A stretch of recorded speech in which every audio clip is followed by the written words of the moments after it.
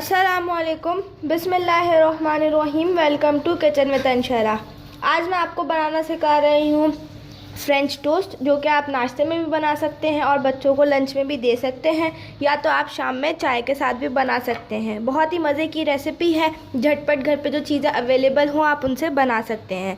अगर आज की रेसिपी पसंद आए तो चैनल को लाइक करें, शेयर करें, सब्सक्राइब करें। सब्सक्राइब करने के बाद बेल आइकन को दबाना ना भूलें और मुझे कमेंट्स करके बताएं कि आपको मेरी रेसिपीज़ कैसी लगती हैं। अब मैं आपको बताती हूँ इसके इंग्रेडिएंट्स।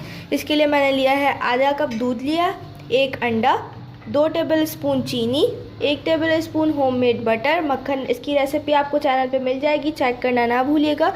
और 5 से 6 स्लाइस जबर रोटी के। अब यहाँ पर लिया है 1 प्याला, उसमें डालेंगे मक्खन। इसको थोड़ा सा क्रश कर लेंगे। मक्खन सख्त हो रहा है, फ्रिज में रखा था जम गया, तो इसलिए इसको थोड़ा सा तोड़ लेंगे।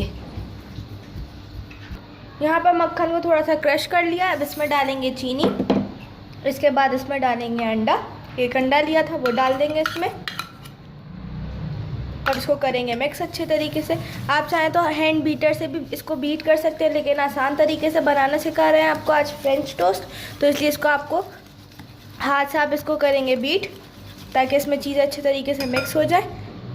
अब इसमें डालेंगे दूध और इसको करेंगे मिक्स। आप चाहें तो आप इसमें वैनिला एसेंस भी डाल सकते हैं, फूड कलर भी डाल सकते हैं, आपकी मर्ज़ी पर डिपेंड करता है। आपका दिल करे तो आप डालें, वरना को ज़रूरत नहीं है। वैनिला एसेंस से इसमें खुशबू अच्छी आएगी, जिससे टेस्ट में भी अच्छा लगेगा ये, तो इसलिए चाहे तो आप डाल सकते हैं इसको। इसमें डाल दिया है मैंने कुछ कतरे वैनिला एसेंस के, ताकि खुशबू अच्छी आ जाए और जब खाएं तो इसका टेस्ट भी अच्छा आए। अब इसमें डालेंगे ब्रेड और इसको इसमें डिप करके शैलो फ्राई करेंगे। आप चाहें तो आप इसके ब्रेड के साइड्स भी काट सकते हैं, लेकिन हम नहीं काट रहे, क्योंकि जब इसको डाल के शैलो फ्राई करेंगे तो इन साइड से क्रंचीज का टेस्ट आएगा, तो अच्छे लगेंगे खाने में। अब आपको दिखाते हैं फिर क्या करेंगे आगे। यहाँ पर लिया है पैन, इसको घी से ग्रीस कर लिया है। ज़्यादा तेल घी नहीं डालेंगे इसमें, डीप फ्राई नहीं करेंगे, सिर्फ शैलो फ्राई करेंगे। हल्का सा घी इसमें ग्रीस कर लेंगे और इसमें मिक्सचर में ब्रेड को डिप करा था और इसमें ब्रेड को डिप करने के बाद अब इसको इस पैन में डाल दिया। अब इसको करेंगे फ्राई। 2 से 3 मिनट हो गए हैं, इसकी एक साइड रेडी है। कलर बहुत ही अच्छा आया है, टेस्ट में भी यकीनन अच्छे ही आया होगा। अब इसकी दूसरी भी ब्रेड का स्लाइस चेंज कर रहे हैं, उसकी साइड चेंज कर देंगे। इस तरीके से दूसरी साइड का भी कलर लेकर आएंगे।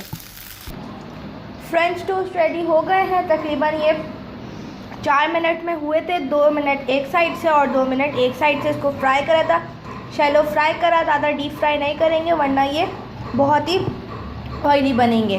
बहुत ही मज़े के बने हैं, क्रिस्पी बने हैं। इनकी साइड्स नहीं काटी थी, तो इसलिए इनका क्रिस्पी क्रंच आया है साइड से। इसको घर पे ज़रूर ट्राई कीजिएगा, मुझे कमेंट्स करके बताइएगा आपको आज की रेसिपी कैसी लगी। अपना ख्याल रखें, मुझे दुआओं में याद रखें। नेक्स्ट वीडियो तक के लिए अल्लाह हाफ़िज़।